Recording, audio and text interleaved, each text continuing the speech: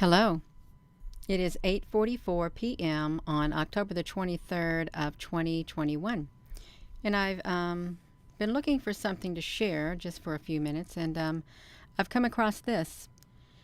Kidnapped by UFOs. Perhaps I should have changed the title of this video. I will. Kidnapped by UFOs. And you can see an air date of 1997. And we don't often see these on here at all. But I would like to read a few of these transcripts that have been documented from people's actual accounts of being abducted. Now, there may be some who may not believe in this, but there is validity in it. People have experienced it, and they attribute it to aliens and or UFOs, and they may not be UFOs. They may be, or aliens. They may be something totally different. They could be interdimensional beings, but nonetheless, it does not take away from the experience that they had, that they are recounting, and the traumatization that some have encountered during such experiences. So I'd like to say thank you for joining me, and I'm going to look right over here to make sure I have this pulled up on my phone so I can see. Okay, I can see. I'm gonna come over here. Can you all hear me? King Ohuko Mundo. Hello, everyone. Hello, Apple Brooks. Can you all hear me? I'll just wait a few minutes. Yes, this is great. Okay, yeah, I'm just looking at this cell phone. I hold it in my hand. I probably don't need this on my ear, but I'm gonna kind of put it right there, you all. They're gonna play the alien card, y'all. We're gonna see about it. Well, they're playing some kind of card right now, and it is not the human card. It isn't. All right, that's just wonderful, you all. I want to go right over to it, if I can. I want to come over to this transcript. Let's go right here. So we have this transcript, kidnapped by UFOs. To this transcript. Let's go right here. So we have... I'm going to mute myself. Okay, it says there's the announcer on Nova, and they're talking about, have you seen him, this child? Yeah. Where do you see him? The child says, I see him outside. Alien abductions. And this is an alien. This is an abduction support group member. This is what his account is. I'd be floated outside and then in a beam of light lifted up to a ship. I want to see if I can do a split screen on here. I wish I could come on here and it would put me on here also at the same time. But I don't know if it will, but it doesn't hurt for me to push that button just to try. Okay, look. This person says they floated up to a ship in a beam of light, lifted up into the ship. Their legs were being spread apart. This other person, you can't breathe, you can't move. And Bud Hopkins, you're dealing with a phenomenon that has an absolute core of reality. And then we have the announcer, but how real is it? And Carl Sagan, whether what's going on is in outer space or inner space, that's the question. So kidnapped by UFOs. So that's what we're looking at. If you're just tuning in, I want to look at that, you all, because there's something to it. There's something definitely going on. And it's been documented for years. People have had an experience, many experiences, some people all their life, okay? And that's what I'd like to document right here, too, by reading this, you all. Thank you for joining me. I think I'm on this screen. So this one person right here, Joe Morton, in the early morning hours of September the 19th of 1961, Betty and Barney Hill were traveling a deserted New Hampshire highway when an event occurred that would forever change the course of their lives. And Betty Hill. It was a beautiful night. The moon was very bright, and we were calm and relaxed, and the radio was playing when I saw the strange light in the sky. It came out over the highway and stopped directly in front of us. Directly in front of us. And what Betty thought she saw was a flying saucer. At that point, Barney got out with the binoculars in an attempt to identify the craft, and as he looked up, he could see a row of men standing in the windows, looking down at him. The craft began to descend, and he had the feeling that they were trying to abduct him. At first, Betty and Barney recalled only shadowy fragments of what happened that night, but much later, under hypnosis, their memories came into sharper focus. Into sharper focus. The leader is telling me something. I can see it in his face. And they say that these tapes were recorded during the hypnosis with the late Barney Hill. So we're going to read the rest of this. Run. God, give me strength. I've got to get away. Oh, oh. And according to the Hill's extraordinary tale, they were forced to board a flying saucer by creatures from outer space.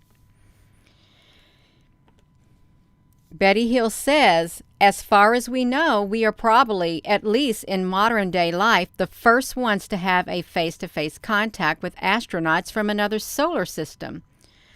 Betty and Barney may have been the first, but are certainly not the last to report an alien abduction.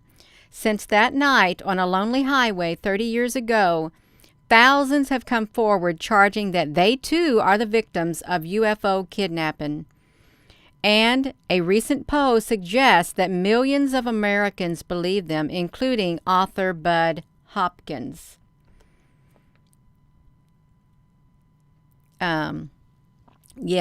So Bud Hopkins, in 1966, when the Betty and Barney Hill case became public, we found out that they are dealing with us. They're taking human beings and doing some kinds of tests.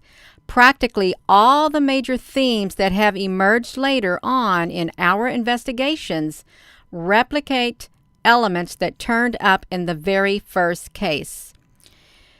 John said, they removed my eye completely. They removed his eye completely.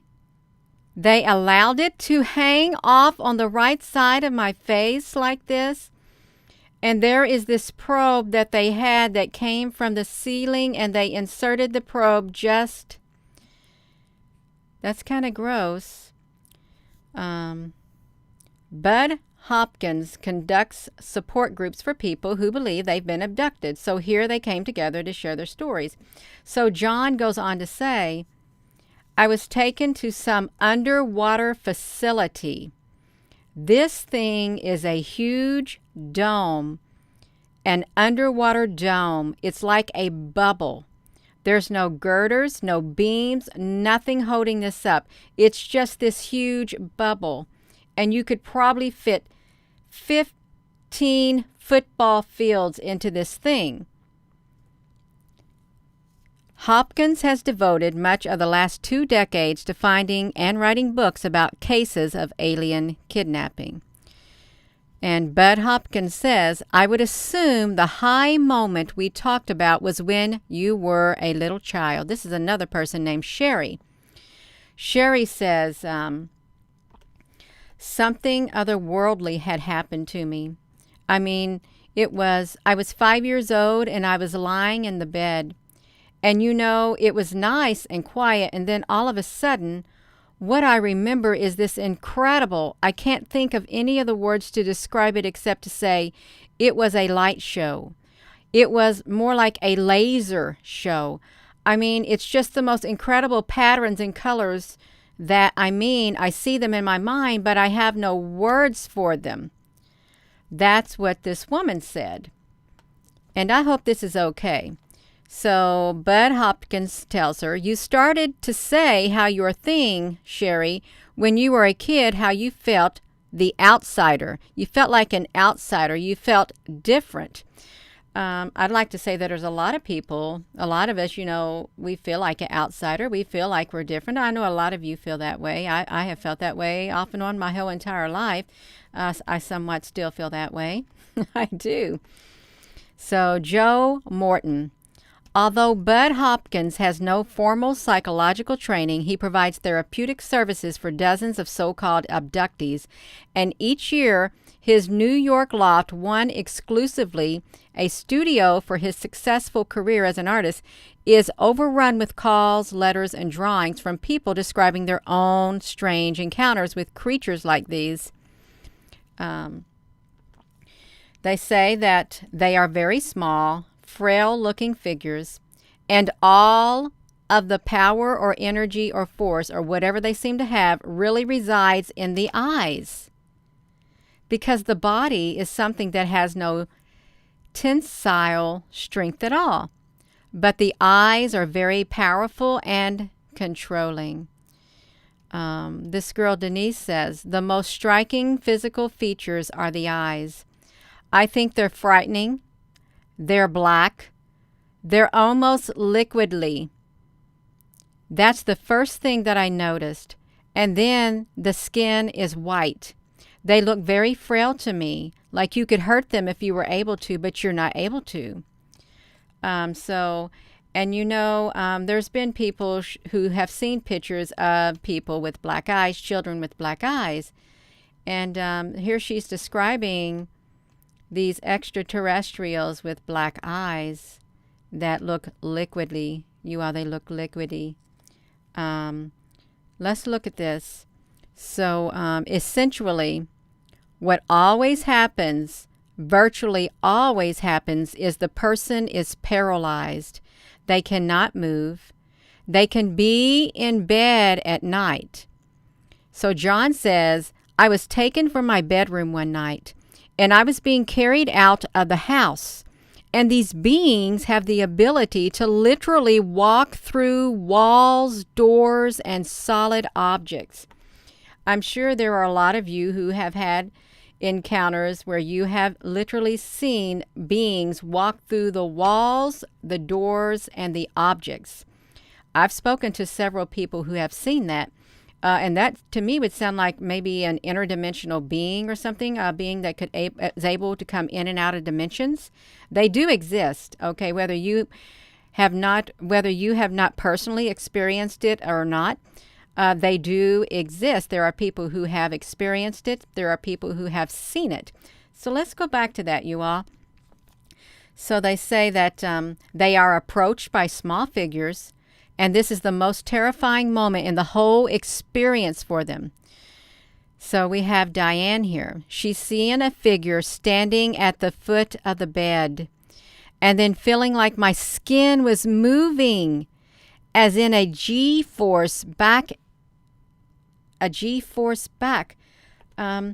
I don't really understand what she would mean when she said she was feeling like her skin was moving as if in a G-force, because I am not familiar with that terminology, what a G-force was. I really don't know, but I don't have to know. She's experienced it.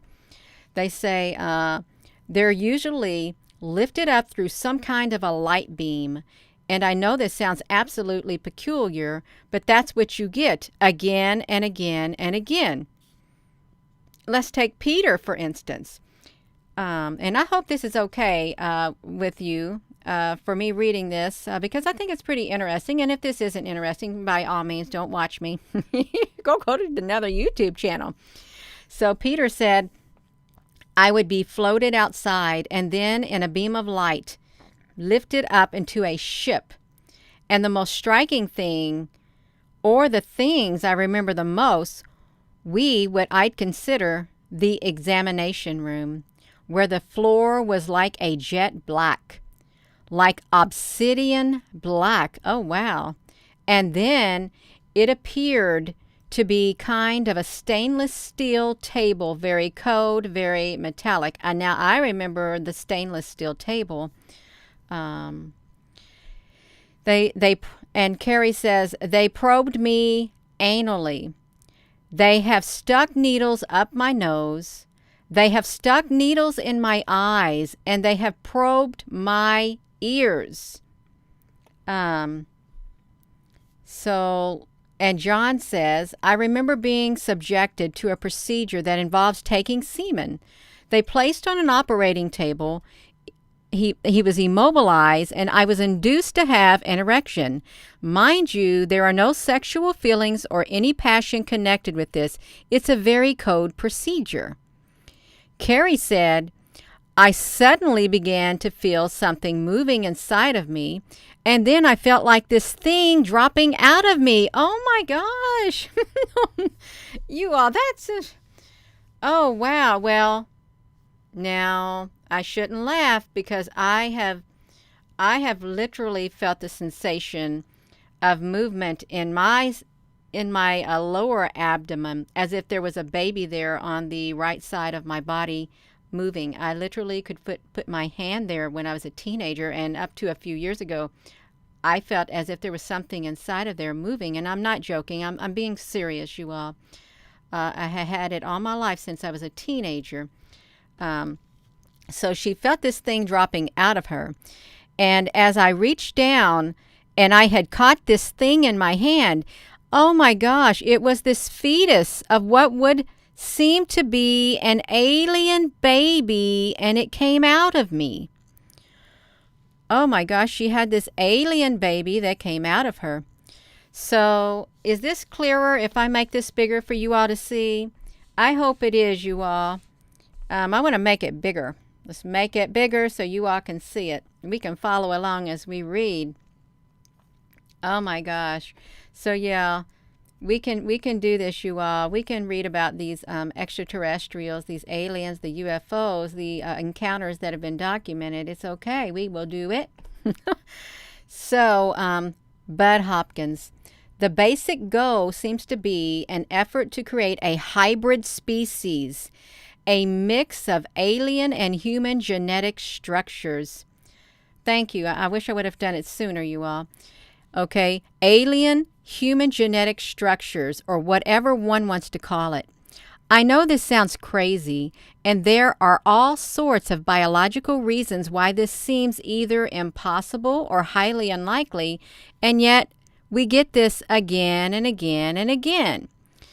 And so Joe Morton, most abductees initially describe their experiences as vague or dreamlike recollections of a nighttime presence. Okay. And they took me out of the house, that is, until they undergo hypnosis. Bud Hopkins says, feel my hand on your shoulder. You're with me. It's okay. Lie down. You're okay, John. Lie down. Close your eyes. Close your eyes. Lie down. So he's got John. And according to Bud Hopkins, the hypnosis therapy is often needed to unlock alien-induced amnesia. Well, you know, somebody wanted me to undergo some kind of stuff to see what I have experienced, and I can't let somebody get into my mind like that. I'm not saying that it would never happen, because I don't know the future, I don't. So John tells him that someone came in the room. A 46-year-old graphic artist is what John is. He's undergone more than a dozen hours of therapy. He's saying, what's happening, John? He's doing something in my nose. I can't move. He's doing something in my nose and I can't move. Oh, what is it? It's that recording thing, that tracking thing that they have to put in there. Did he tell you that's what it is?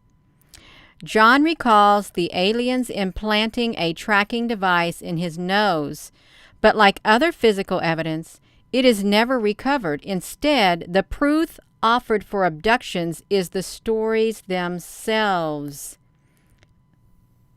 So Bud Hopkins, as the case material mounted up and case after case after case replicated the cases before, and these cases were totally believable people from all walks of life, and even down to the tiny details in their descriptions of what happened to them, These tiny details were replicated again and again. And you have to feel that you're dealing with a phenomenon that has an absolute core of reality about it. They go on to say there's a number of psychological and psychiatric studies that have been done on these individuals, and none of them has shown any consistent personality pattern. None of them have shown any consistent psychopathology, and a number of the people have been traumatized by their experiences, but that is as a result of the experiences. So John Mack seems an unlikely proponent of an alien abduction. He's a Harvard University psychiatrist. So Dr. John Mack. I first got into this field without knowing I was getting into it, and I did want to meet Bud Hopkins. I said, "Who is he?" So he wanted to know what he was doing and just see what was happening. So Bud Hopkins says he came to me. I handed him 20 unopened letters, and he told him, "You read them and tell me what you think." And then the doctor says, case after case, he was impressed with the consistency of the stories. And then you have Joe Martin. He was just so interested in what they had to say. So it just keeps going on and on and on, you all. So it seems to be that there is case studies of people being abducted. Okay, there's this woman called Jody. Let's talk about Jody. "I am a mother, and I do not want to believe that my kids are being abducted. I'd rather believe that there's something wrong with my mind than to believe actually my kids are abducted." So Jody first began to fear that her son and daughter, 3 years ago, after she read Hopkins' best-selling book, The Intruders. Oh my! You all, I didn't know there was a book called The Intruders, or maybe I heard of it, but I didn't know it was like pointing to this, intruders. That sounds very intrusive. It really does. She says, "I was in the grocery store, and there was a pile of books on sale, and The Intruder was one of them. So I figured, oh, why not? We'll take it home and we'll read it. And I could not believe how many similarities there were between the book and what happened in my life. And I always knew that something had happened and that there was a presence in my room and there were these little men. But I had no way of categorizing it until I read the book." So we have this woman named Jody who's went there to meet Mr. Hopkins. And Jody says, "I was out with my kids in the car, and her son Ryan said, 'You know, Mommy, I saw the shadows again last night.'" So they told them about the shadows and the monsters. Oh, wow, that's terrifying for a child. The child tells them a tale of they're being told a tale of shadow monsters and their sons' other nighttime fears. So the children, it's the children now. You all, that's the documentation that's being documented is the children. So he wants to work with the children. Ryan is 4 years old. Oh, wow. And Ryan was a policeman. A policeman now. So look at that.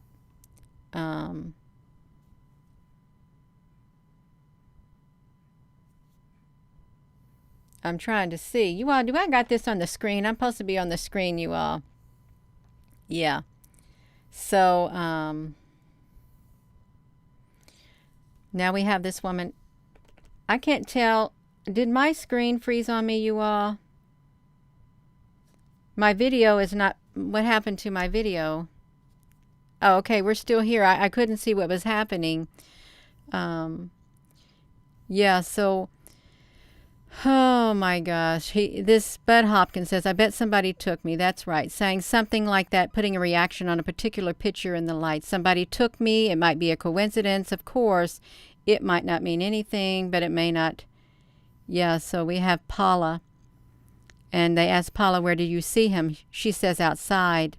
She sees them outside. So they like to probe. They probe in the people about all their feelings, you all. So you can read this, but it's really, really interesting what has been documented concerning all of these abductions. And this is really, really long. They go on to say this is not the first time creatures from outer space have fed our inner fears. Look at this. In 1938, with a world war looming, thousands of confused, cleverly crafted radio drama with a real-life report of an advancing alien army. Look at this. So in 1938, they had a real-life report of an advancing alien army. In the era of the Cold War, even the government investigated sightings of unidentified flying objects. They explained away most of them as hoaxes, aircraft or celestial bodies.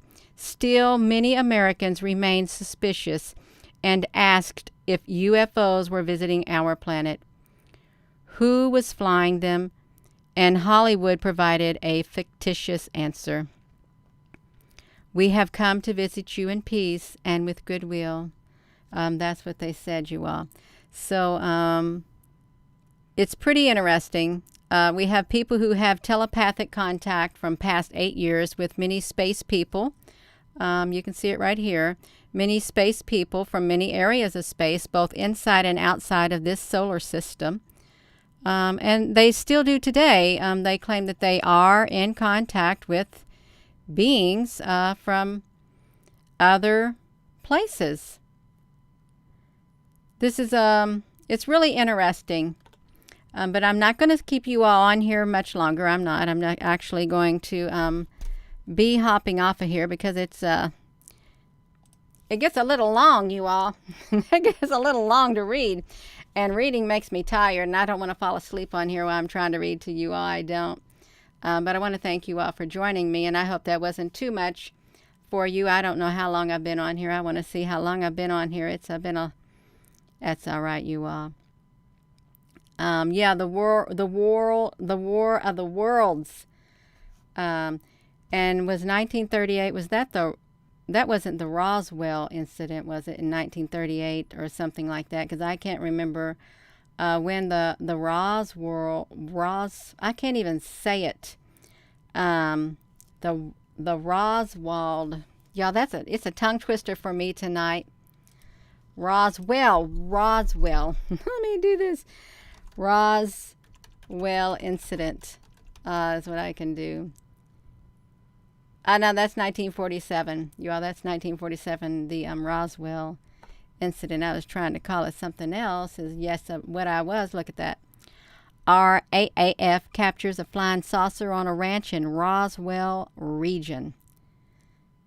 Look at that. So they had it. Details of a flying disc. That's pretty interesting. Yeah, so that's, we have extraterrestrials, you all. We do. There's extraterrestrials, there's alien abductions, there's people in contact with beings from other worlds, other dimensions. And there's all kinds of things going on in this world. You just pick an area that you want to read about, and you'll find something on it. You really will. You'll find something out that you probably don't know, or you find something that's entertaining, or something that's very interesting. But it's okay. There's not a lack of any type of information out there whatsoever, except for the truth. There's a lack of the truth out there, but that's okay. You all, we can write our own truth, is what we can. I'm sure they do, and that's all right. That's quite all right. I want to thank you all for coming on here. I really do. And thank you, moderators, for all that you do. I didn't really look at the comments, except now. Lori Green, the grace took you too. Yeah. Yeah, we live in the twilight zone. That's what we live in at times. And I never really could watch those movies like that. They were kind of a little bit scary. You also very welcome. Yes, you are. Yeah. Well, Michelle, some people feel that not all aliens are demons, because there are, they call aliens also interdimensional beings, but angels are also interdimensional beings, and some people would call angels aliens or benevolent species. It all depends on how one sees them within their mind, whether they categorize all aliens as demonic and demons. Well, then there are people who call all humans demonic, and they don't like them. There's something that doesn't like humanity, and do we deserve to be labeled all in a great big old group as we don't like humanity? I don't think so. We have good people on this earth. We have good beings.